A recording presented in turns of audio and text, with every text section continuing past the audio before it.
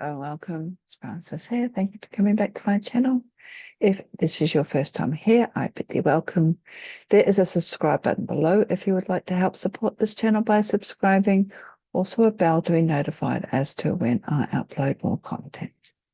I'm coming to you from Ghana country, and as such, I acknowledge the Ghana people of the Adelaide Plains as being traditional custodians of the lands upon which I reside. So this week we have a full moon. It'll be full on the 9th of August at 5:25 p.m. here in Adelaide. So that's Australian Central Standard Time. And I think it's the same date wherever you are in the world. And it'll be at 70 degrees of Aquarius, or actually it will be 16 degrees 59 minutes of Aquarius. So we just sort of round it up.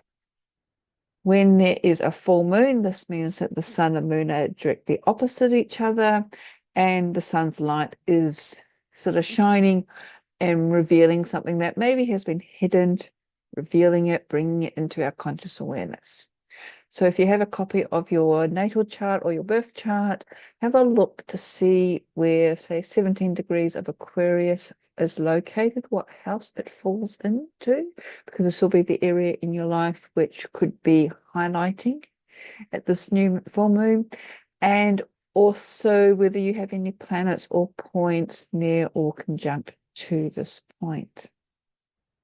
And as I said, this could be something that's been coming to your conscious awareness during this full moon, and in particular around the sort of pathway ahead, because Aquarius is forward progressive energy, which we will talk a little bit more about in a moment.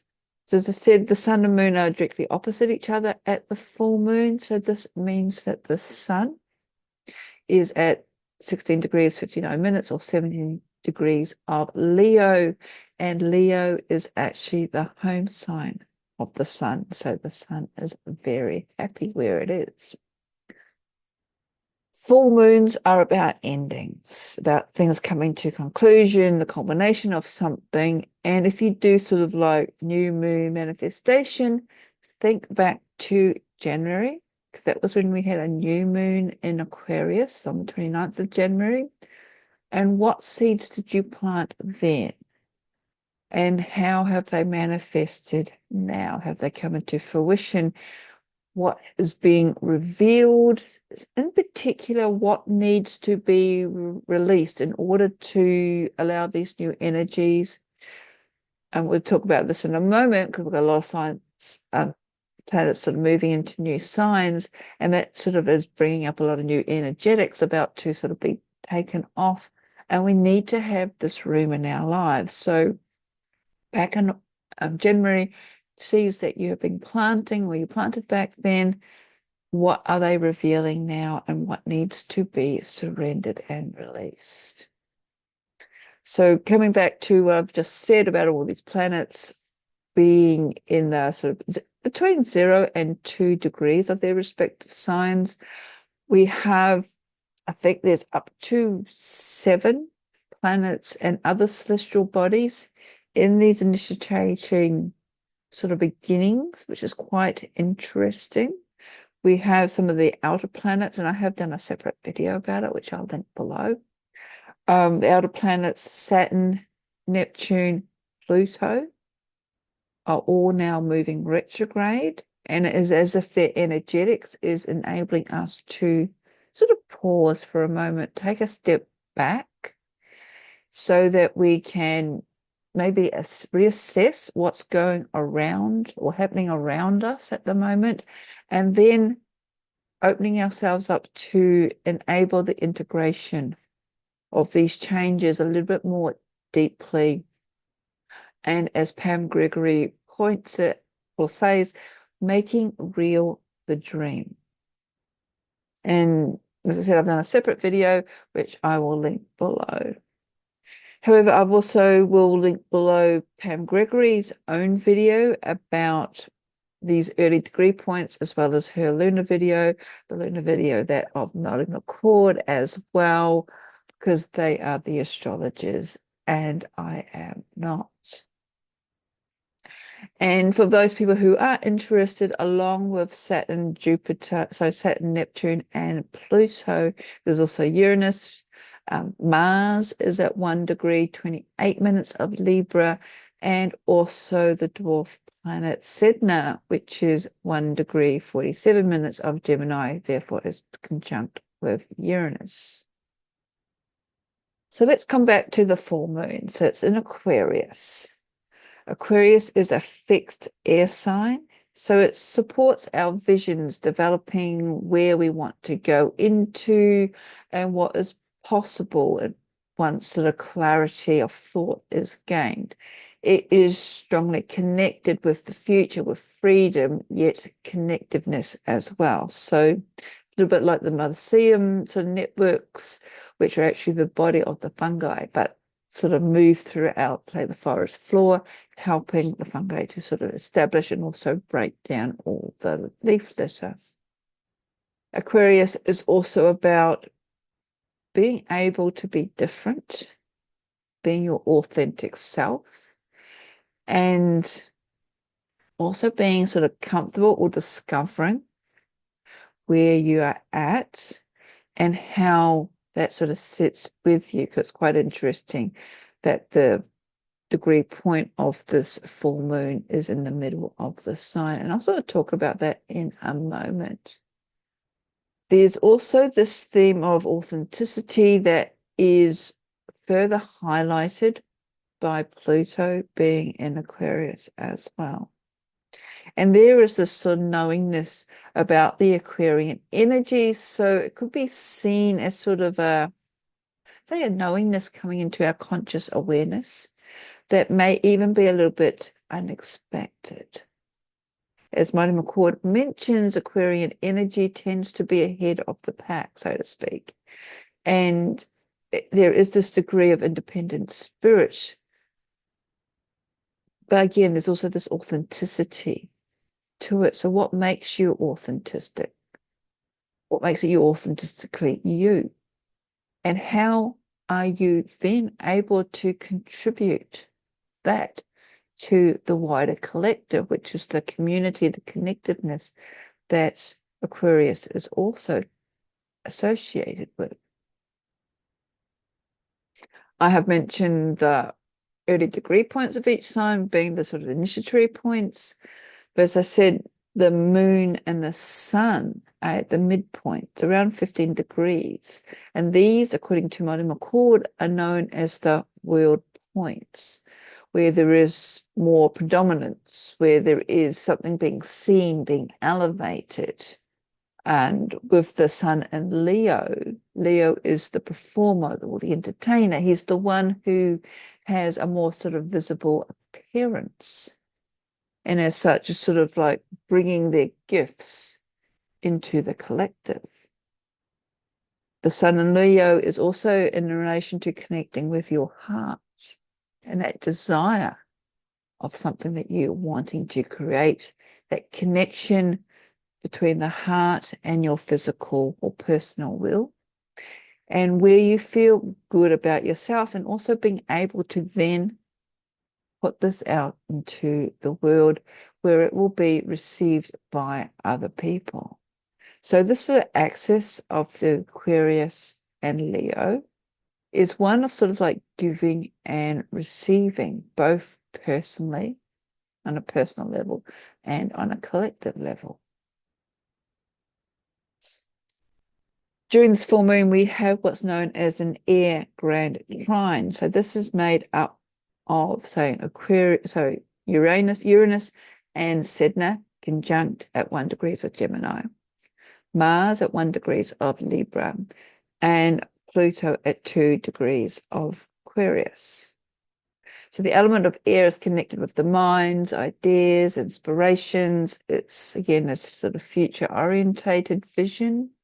And Mars is sort of acting as the initiator, about sort of taking action for these new inspiring ideas that are starting now to come into manifestation, that are connected in with social contacts and with community. However, Mars in Libra does tend to ponder, does tend to want to overthink things because it's considering also the longer term benefits, which is connecting in with Saturn.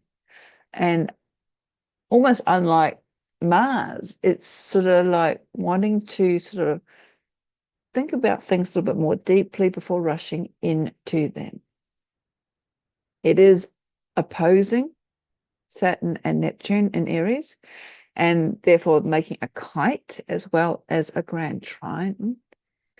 And is this sort of a opposition to Saturn and Neptune that could set up a potential conflict or struggle in relation to, say, personal wants as opposed to those of other people, their needs, and even their expectations? So what Mars is sort of thinking about is like, is there a way of sort of seeking peace and harmony for all? And this is not, however, how things often play out, especially as the expectations of you from other people, from external forces, may not necessarily be aligned with your own sort of take on things. And this is something that has actually happened to me recently.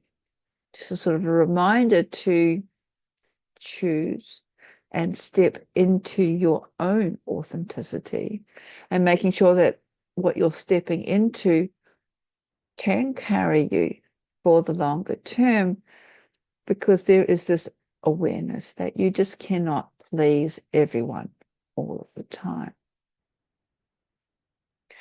With Saturn and Neptune in the early degrees of Aries, this is all about choosing yourself. Aries, I am. And looking at it from sort of a higher perspective, like stepping into your own sort of like soul-centered truth, as opposed to the lower energetic ego-centered truth.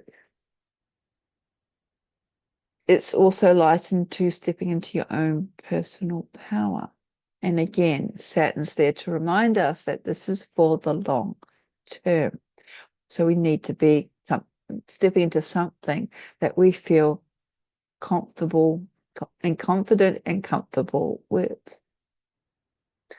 Another influence or an upcoming transit that's going to be affecting this new full moon is Venus and Jupiter conjunction, which will be happening on the 11th of August, a few days after this full moon, and they will be in Cancer. And this is the same day, interestingly enough, that Mercury will be stationing direct. Thank goodness for that. So this Venus and Jupiter conjunction is one of the more positive conjunctions of the year, and it can also be a little bit more personal.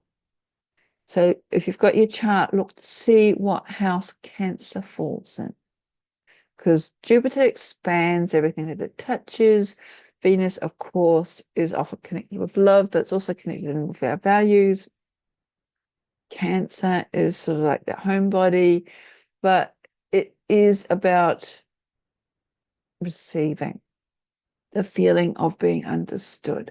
It's really sort of like beautiful energy to allow yourself simply to just feel integrated and to allow these sort of like emotions or energetics of this conjunction to just sort of wash over you, especially in light of sort of the other more intensive energies that you may have been feeling for the year thus far. So again, just big breaths and just be, if you're able to, practice self-care. Again, one of my things, come back to mantras, to chanting. I think I mentioned this last time. And just do things that you are interested in doing. It is sort of like let's say, preparation, really, because the rest of this year is still going to be pretty big. There's a lot more things sort of happening. And so this is sort of like a chance to almost just sort of like waiting and allowing those energies that we've had so far just to integrate. And so just to be. And before I go, I just want to mention that my next offering through the College of Psychic Studies will be an Egyptian flavored one, where we'll be meeting 4 Egyptian gods, or netters as they were traditionally called. And this will be taking place on the 9th of August, so the day of the full moon. And the 4 netters that we will be sort of like journeying with are Tuti, Thoth, as he is known, his female counterpart, Sashet, who is also connected in with the Pleiades constellation. We will be also connecting in with Mayat, the Netta old principle of truth. And I guess the sort of truth, authenticity is an underlying energetics of this full moon. And the final god, there will be 4 of them, is Sobek. He's the crocodile Netta, often connected probably with chaos. And yes, there is that element to him. But he's also connected with medicine. Again, we can't really go through changes without a little bit of chaos. I suppose chaos is in the eye of the beholder. So this workshop that I'm offering through the College of Psychic Studies is live streamed, but also recorded if 10:30 a.m. on London time does not suit you. And again, I'll put the link below. And don't forget about the links for the astrologers that I've used to prepare this, because they, again, as I said, they are the experts and I'm not.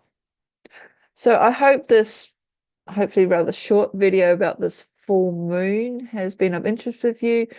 Put any comments that you like below. I do go back and read them. And if you have not done so, consider subscribing to my channel, as that way you support the work that I do. For my blessings, and take care.